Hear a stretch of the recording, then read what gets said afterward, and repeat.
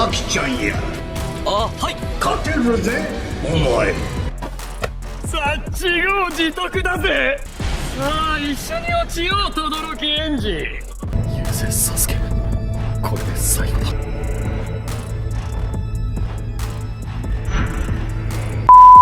Anong pamilya nga ba ang pinakamagulo sa mundo ng anime? Ngayong araw yan ang tatalakayin natin kung anong pamilya or mga clans nga ba ang magulo or malakas sa anime.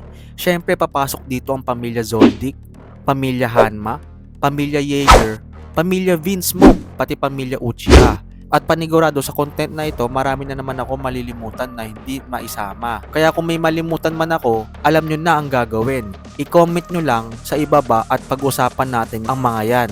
Pero bago tayo magsimula ulit sa content na ito, mag-intro muna tayo. NANI?戦え。何してるの？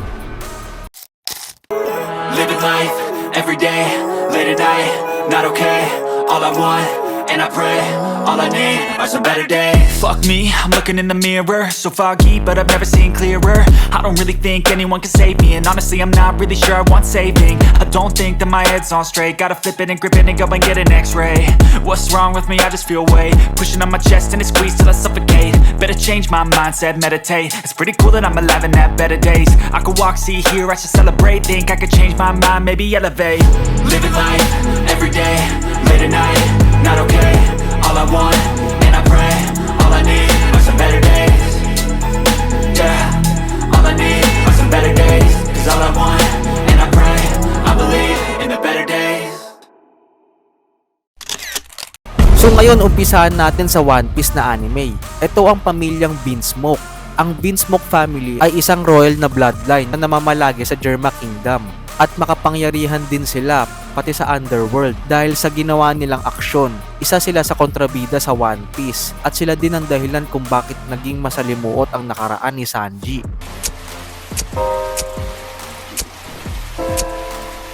Pero si Reiju ang nag-iisang matino sa mga magkakapatid na may feelings pa na pagiging tao. Siya din ang tumulong kay Sanji na tumakas sa kanyang tatay at mamuhay ng mag-isa. At dun nakilala ni Sanji si Zeph at tinuri niya itong tatay. 風邪ひくなよ。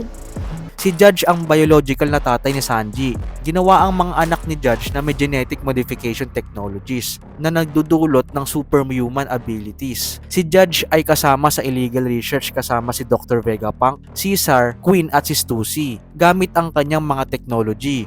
Na-modify niya ang kanyang mga anak maliban kay Sanji at si Reiju. Pero si Reiju may supernatural powers na agad nung bata pa. Di gaya ni Sanji na mahina nung bata pa siya. At laging ang binubugbog si Sanji ng kanyang mga kapatid dahil nga mahina siya at walang nararamdaman na awa ang kanyang mga kapatid dahil nga modified na sila. At si Judge ay kinakahiya siya at alam niya din na tatakasan siya ni Sanji. Pero hinayaan niya ito kasi ayaw niya malaman ng mundo na meron siyang failure na anak.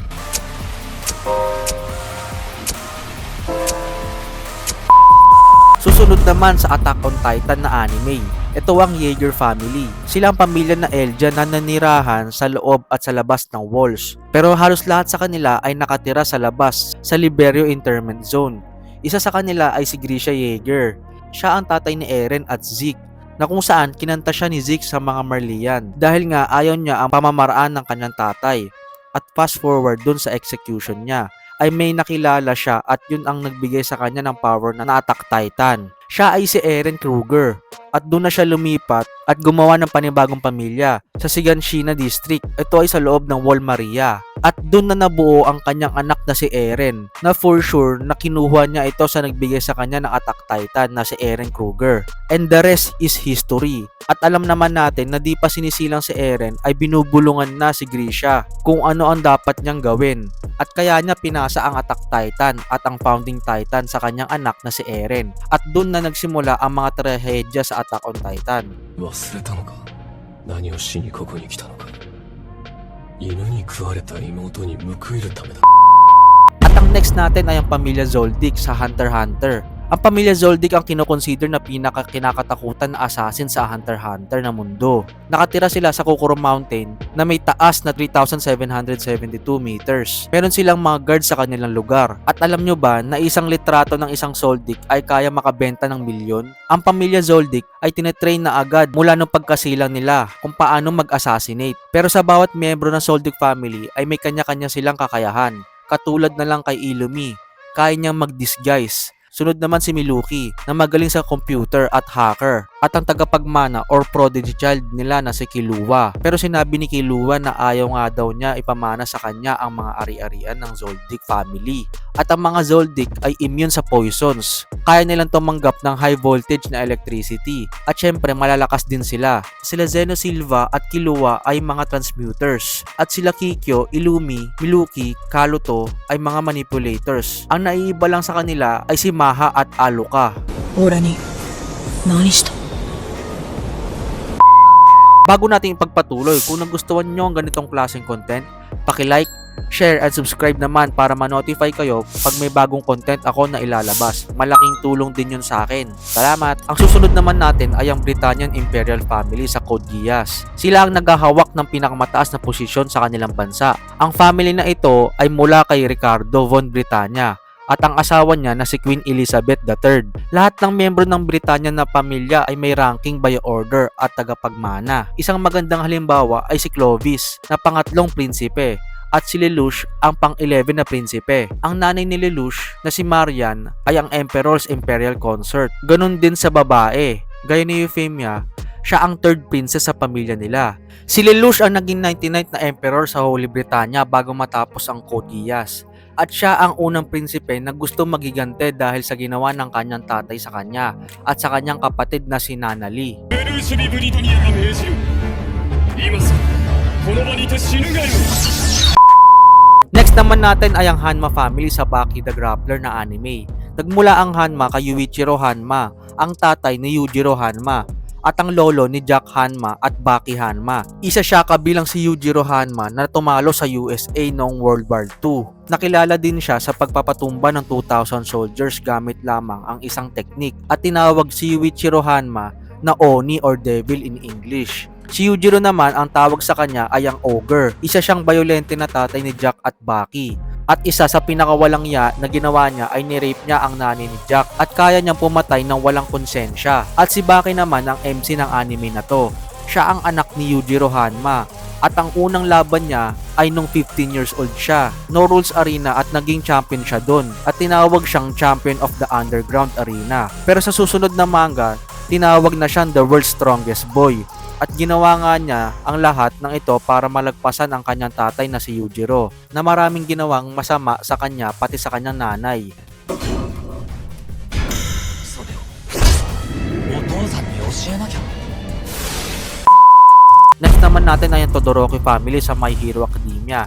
Si Enji Todoroki, ginamit niya ang kanyang impluwensya para makapag-arrange na mabilisang pagpapakasal sa Himura family. Kaya ito ginawa ni Enji ay para makabuo ng isang anak na may kombinasyon ng fire at ice para malagpasan ang number 1 hero na si All Might. Pero naging masalimuot nga ang pamilya na to dahil sa unang anak nila na si Toya or mas kilala na si Dabi ay di nagkaroon ng dual powers. Pero si Toya ay merong mas malakas na apoy kaysa kay Endeavor. Pero si Toya ay namanan niya ang pagiging sensitibo niya sa apoy sa kanyang nanay na si Rei. Ibig sabihin, kada gamit niya ng sarili niyang apoy ay nasasaktan din siya. At dahil doon, sinukuan nga siya ni Endeavor dahil nga sa kanyang kondisyon. Pero ayaw sumuko ni Toya dahil gusto niya na maging malakas at maging proud sa kanya ang kanyang tatay na si Endeavor. At dahil sa frustration ni Endeavor, pinilit niyang gumawa pa ng anak para makuha niya ang kanyang gusto. At doon na lumabas si Shoto, ang pang-apat na anak nila, na merong fire at ice na powers. And the rest is history kung saan naging villain si Toya at pinangalan ng Dabi. At ngayon magkalaban si Shoto at si Dabi.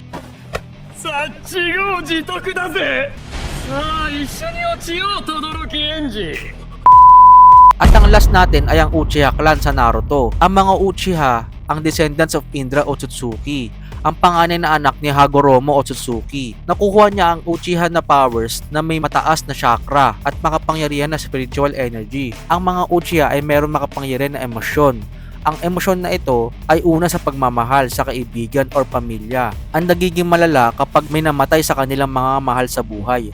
At dahil sa mga ganitong senaryo, na-awaken nila ang kanilang mga Sharingan at mas lalo pa silang lumalakas. Ang mga Uchiha ay kinakalaban nila ang Senju clan nung mga matagal na panahon pa. Nangyari ito nung pinili ni Hagoromo si Ashura na maging successor dahil mas maganda ang kapayapaan na gusto ni Ashura kaysa kay Indra. At doon na naglaban ang dalawang magkapatid hanggang nasalin ito sa mga susunod na henerasyon.